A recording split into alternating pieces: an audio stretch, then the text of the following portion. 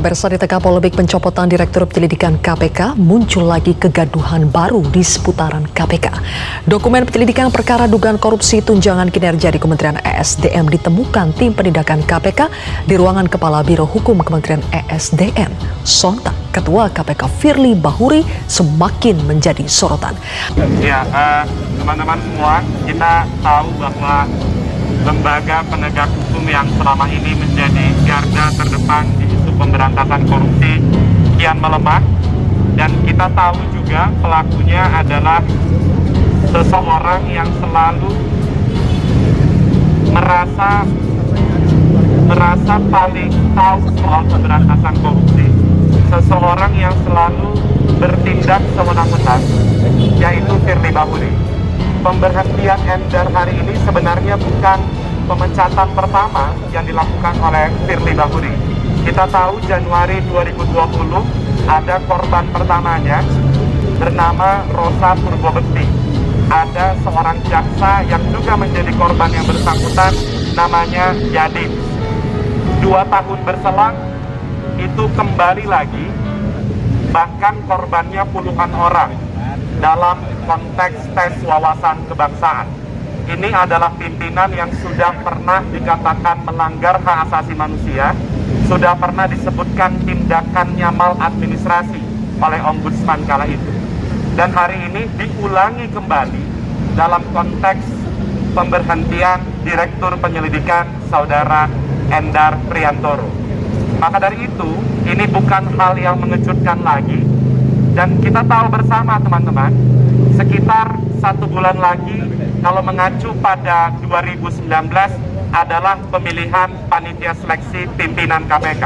Tentu kita tidak menginginkan Saudara Firly Bahuri untuk mendaftar kembali sebagai pimpinan KPK, karena salah satu syarat pimpinan KPK adalah berintegritas, dan yang bersangkutan sudah mengoleksi 2 pelanggaran kode etik.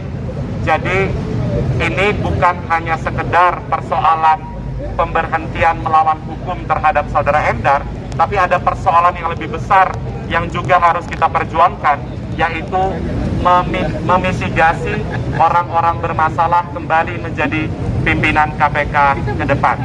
Itu saya rasa teman-teman, selamat siang. Assalamualaikum warahmatullahi wabarakatuh.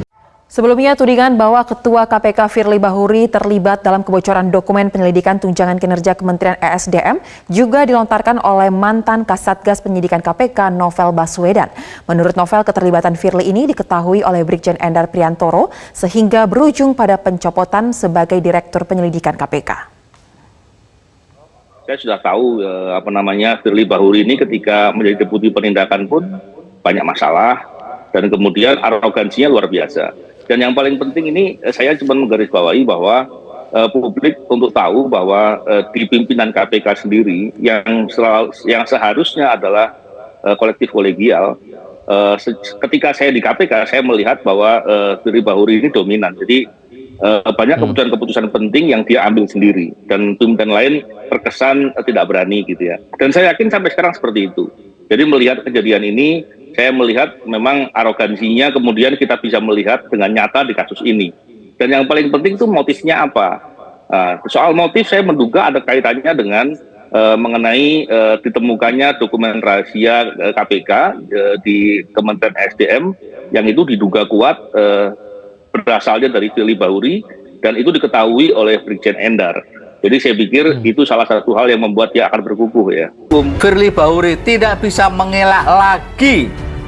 Bahkan Novel Baswedan dan Bambang Wijayanto berani mengatakan bahwa Firly Bahuri adalah oknum KPK, ketua KPK yang telah membocorkan penyelidikan kasus korupsi di Kementerian ESDM. Bayangkan bagaimana tidak rusak seorang ketua KPK justru membocorkan dokumen tentang penyelidikan kasus korupsi di Kementerian ESDM. Dan Firly Bahuri harus mempertanggungjawabkan perbuatannya itu. Minimal ada 4 undang-undang yang siap menjerat Firly Bahuri menjadi tersangka.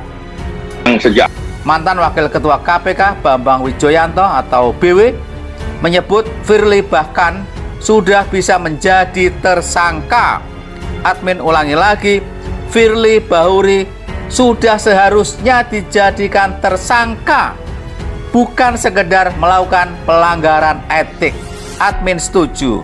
Ya, Bambang Wijoyanto dengan sangat tegas, Firly Bahuri sudah seharusnya dijadikan tersangka. Orang melihat bahwa KPK ini kan sarang dari pencalonan politik dari awal tuh, sarang dari upaya untuk mendiskreditkan beberapa tokoh dari beberapa tahun lalu.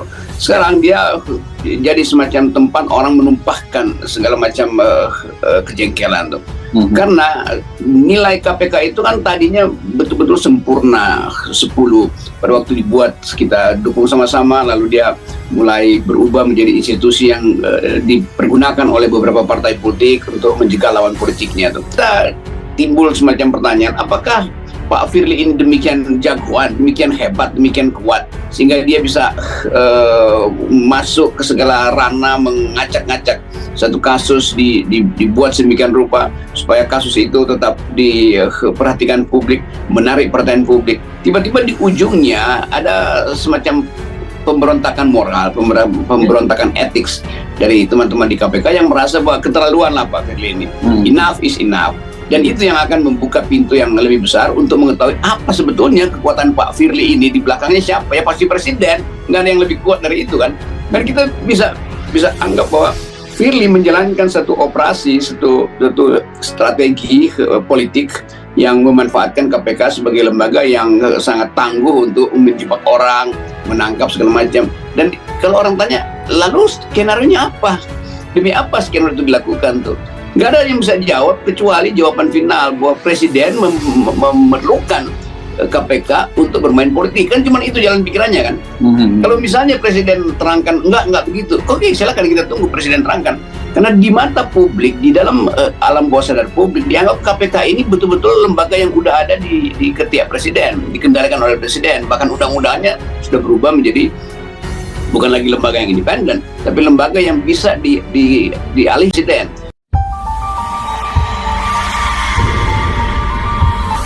Bocornya dokumen penyelidikan ini adalah hal yang sangat serius yang harus segera diurus.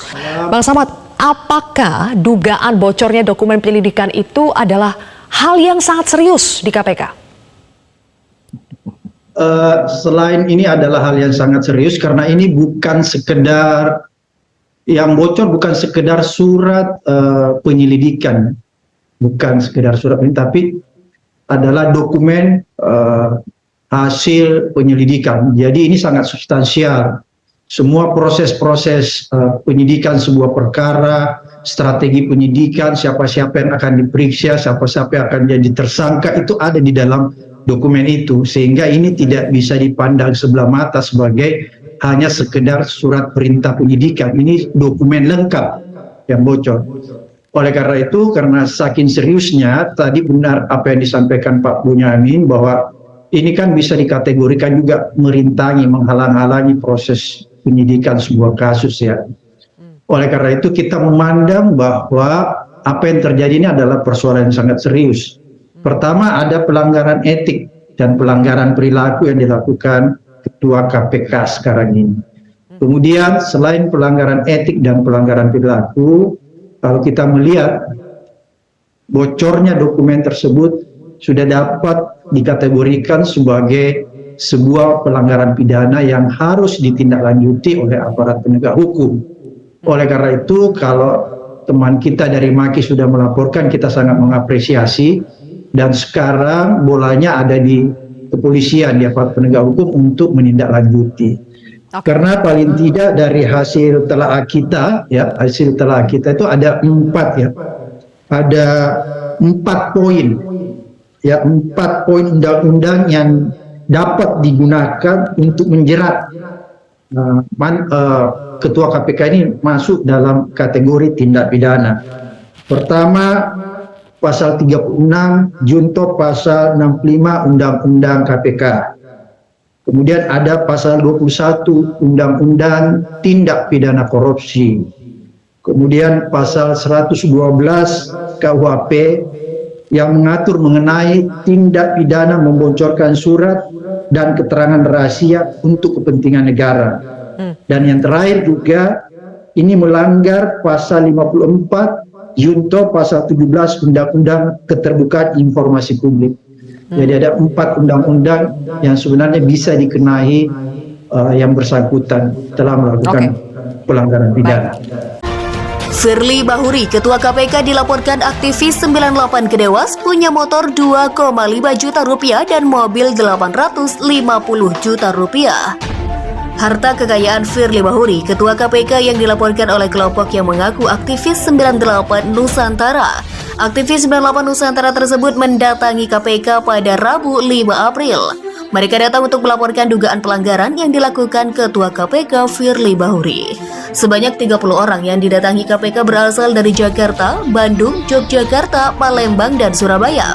Mereka datang untuk meminta audiensi dengan Dewas KPK. Ketua KPK diduga telah melakukan tindak pelanggaran kode etik atas tindakan dalam penanganan kasus Formula E, kata Baikuni usai menyerahkan laporan ke Gedung Merah Putih KPK Jakarta Selatan Rabu. Selain melaporkan Firly, maksud dan tujuan aktivis 98 Nusantara ingin melakukan audiensi dengan Dewan Pengawas KPK. Mereka menduga ada beberapa poin pelanggaran yang dilakukan Firly. Di antaranya dugaan melakukan tindak pidana kolusi yang melanggar pasal 21 Undang-Undang Nomor 28 Tahun 1999 tentang penyelenggaraan negara yang bebas korupsi, kolusi, dan nepotisme, ujar Bayu. Selain itu, aktivis 98 menduga Firly telah berhubungan dengan BPK secara langsung dengan tujuan meminta kepada BPK untuk melakukan audit keuangan negara terkait kasus dugaan korupsi dalam penyelenggaraan Formula E dan melakukan ekspos perkara. Bayu menambahkan Firly diduga telah menekan dan memaksa penyelidik untuk menaikkan status penyelidikan ke penyidikan tanpa tersangka walaupun bukti yang ada belum terpenuhi. Diketahui Firly Bahuri menjadi sorotan publik usai memberhentikan dan mengembalikan Direktur Penyelidikan KPK Brigjen Endar Priantoro ke institusi asalnya yakni Polri.